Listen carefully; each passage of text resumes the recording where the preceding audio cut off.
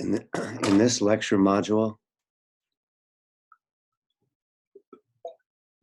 we're going to be looking at financial cronyism in the USA, especially related to the bailouts. The way the financial system works in the US is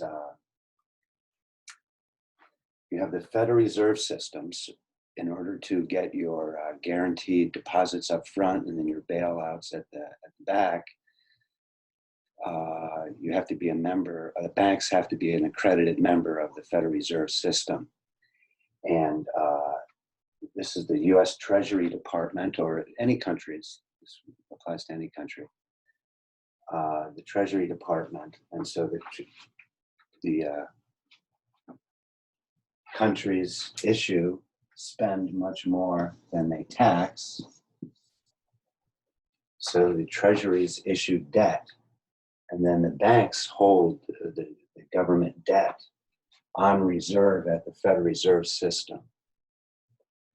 And then these accredited broker dealers, the most famous one is Goldman Sachs, they have the right to the accredited oligopoly, rent-seeking captured oligopoly, cronyism, to sell government debt. And the key player here is the Treasury Department, because we know from Max Weber,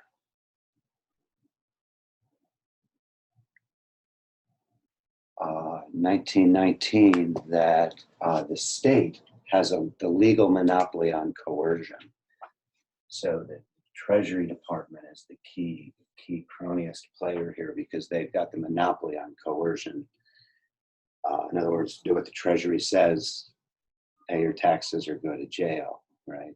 Hold my debt or don't get accredited. So specifically related to the bailouts, so the crisis happened under George Bush Jr. administration, and the Treasury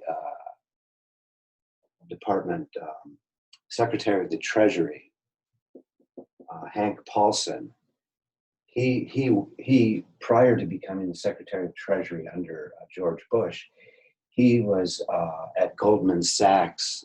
He was the partner of Goldman Sachs on the Chinese desk, selling government debt and government guaranteed mortgage-backed bonds to the Chinese central bank.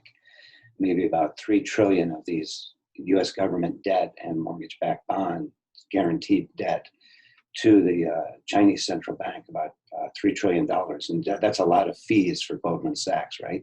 So after Paulson did that, he was the Treasury Secretary for George Bush. And then under President Obama, his Treasury Secretary was named Timothy Geithner.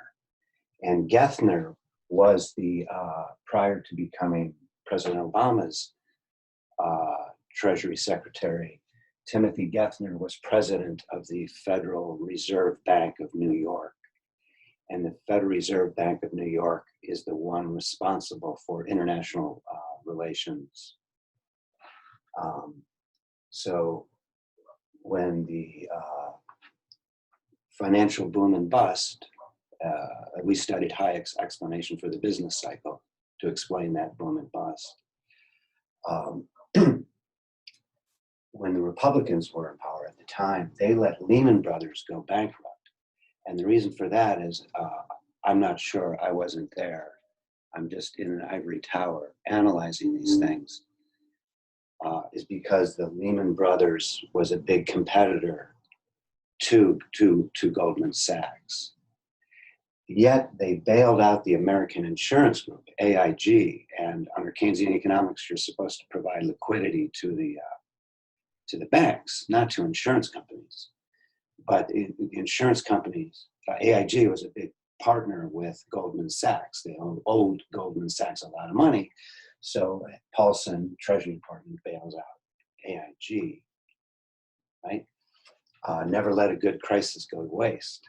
And then under the Democrats bail out General Motors. again, not a bank.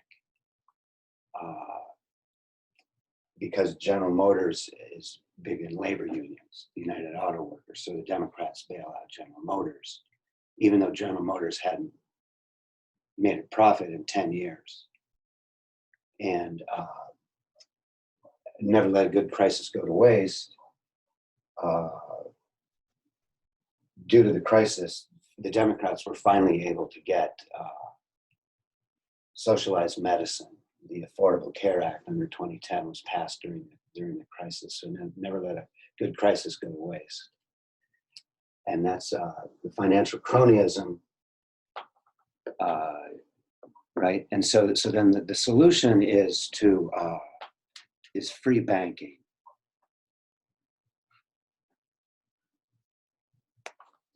And I couldn't find my book, but Vera Smith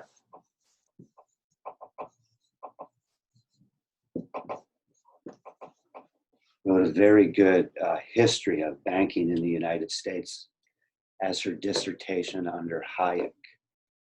So if you're interested in this topic, look into Vera Smith. Thank you. This concludes our lecture on financial cronyism related to the bailouts.